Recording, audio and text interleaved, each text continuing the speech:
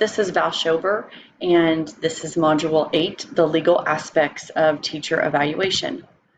The first article that I read was Teacher Evaluation Heads to the Courts, and this was an article on different lawsuits filed in different states. Teachers filing different lawsuits. Those reasons included in the examples were wages and bonuses, teacher evaluations, and policies regarding and around teacher evaluations. Then it had each different lawsuit, and then it had the outcomes for the lawsuits, which some cases were completed, and that was they were either dismissed or rejected, and other cases are still in progress. The second article was Teacher Evaluation, an issue overview, which was another article on research about teacher evaluations. The first talked about how teacher evaluations have undergone many changes. The reasons for that include new research on teacher quality, boosting teacher effectiveness, and revamping laws on evaluations. It is also found that districts anymore are creating their own evaluation process that is usually district-wide. New evaluations have several components. This is that they're adding more things to the evaluation, which those components can include observation, self-assessment, student test scores, and then the VAM, which is the value-added model form of evaluation. The response to the new teacher evaluations, the teachers union sees that this evaluation system seems to be better and provides better feedback to the teachers. Some of the teachers are still a little concerned about the validity of the evaluations. For example, how the students' test on scores affect their evaluations. And as far as these new evaluation systems working, which would be like having the comprehensive evaluation, is that it found that teachers who receive high quality evaluations and feedback, that will then boost student performance. And then some research has shown that it has motivated teachers to do better and to be more effective with their students. And it also has found at the end, it kind of talked about how states are still doing lots of research around evaluations and in the process of creating new evaluations.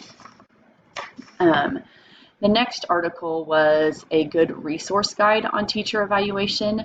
The NEA developed a guide to kind of help with developing teacher evaluation. The first part of the resource talked about the 6 key principles, which include the 6 key principles of developing evaluation, which include having a safe and open collaboration.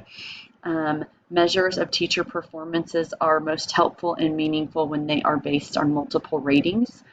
Evaluation systems must be integrated. They must be validated, and to use teachers' input in determining the performance and evaluations, and that they should be jointly created with the local teachers association and people in the district. The next step that they talked about is defining effective teaching. So they suggest that you get together as your district and define exactly what effective teaching is, so then you can decide what of the effective evaluation measures you want to use. They suggested using multiple measures, which would include like different types of assessments, which would be like observation, self-assessment, scores on standardized tests, those kinds of things. Then they also talked about the difference between the measurement of a teacher effectiveness and the measurement of student effectiveness, which teacher effectiveness is measuring teacher skills and teachers' practices and how they contribute to the growth of student learning. And the student skills is just approaches to use to assess student growth across like grades and subjects and educational settings. And then after you decide and develop what multiple measures you want to use for teacher evaluation, you need to be pretty specific in the guidelines and expectations of the evaluation. And then they suggested piloting the model to do this in 1 or 2 schools in your district, and do it for about a year, and then come back and get some feedback, gather feedback from the people involved in that evaluation. The next article was the teacher evaluation measures and systems. And the first part of this article talked about 3 features that they feel that are successful in evaluation systems, which would be creating linked and integrated systems, using validated evaluation measurements, and establishing credibility. They also talked about having a comprehensive evaluation system, so that that comprehensive evaluation system needs to utilize scoring and training, looking at the generalization of the assessment, and then how to interpret the assessment so that they understand how to interpret it. Another thing that's important is validity of the evaluation instrument, and they suggested in this article that it needs to emphasize more on teacher effectiveness rather than the teacher quality. And using multiple measurements of evaluation is kind of what the shift of teacher evaluations is talking about. That now districts and schools are using multiple measurements of evaluation, and to not only assess teacher effectiveness, but also to provide support for teachers so that they could reach their potential. As far as how teacher evaluations are done at our district, we have an evaluation process. So first-year teachers have 2 evaluations per year for the first 3 years, and for the next 2 years they have 1 evaluation per year. So that's the first 5 years, and then after that they have 1 evaluation per year for the next 3 years. And then through that evaluation process, we utilize observation and a portfolio system. So you go down a list of criteria and have all the stuff in your portfolio, such as IEPs, lesson plans, goals, objectives, those kinds of things for your year. As far as the teacher's right, the teachers have the right to have clarification on any evaluation.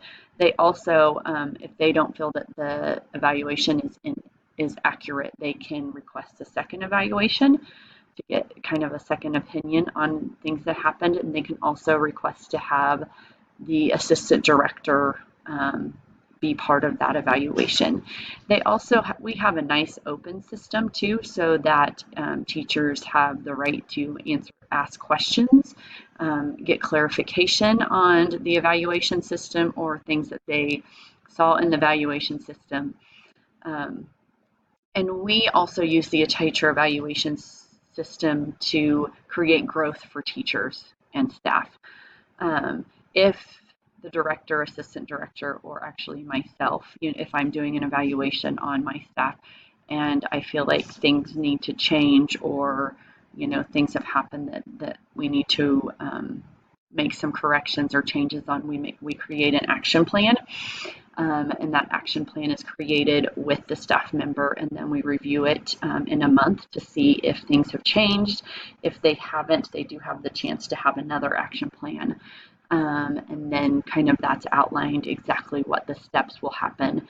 And if that doesn't, if those things aren't all in place, then the employee can't possibly be let go. That is not something that I have ever been a part of yet.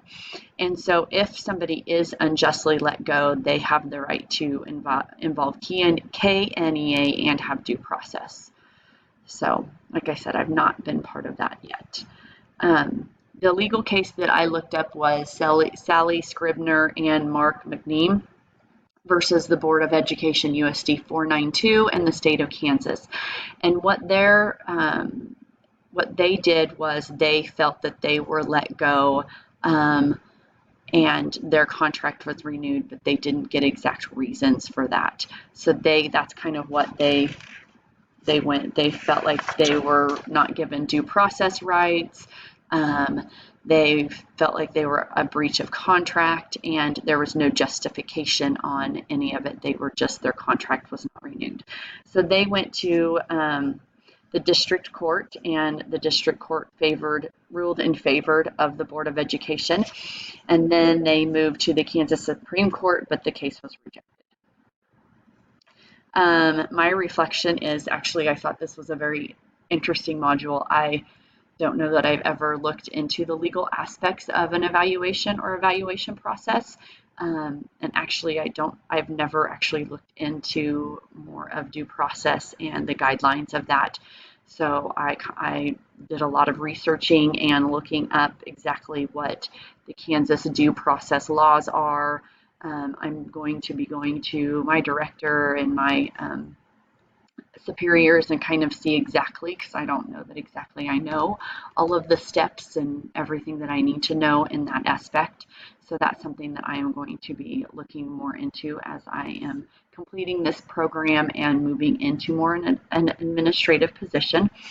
How will I ensure that I am following legal issues associated with the evaluation process is, number one, to just be very current with the state, district, and building guidelines, to know exactly what the guidelines are on evaluation, and kind of where I go from there, and to stay current with the laws and regulations that are going on now. And I think it's very interesting too to look at different legal cases that are going on within our state and within our country and within the United States. So yeah, overall, this was a very interesting module for me.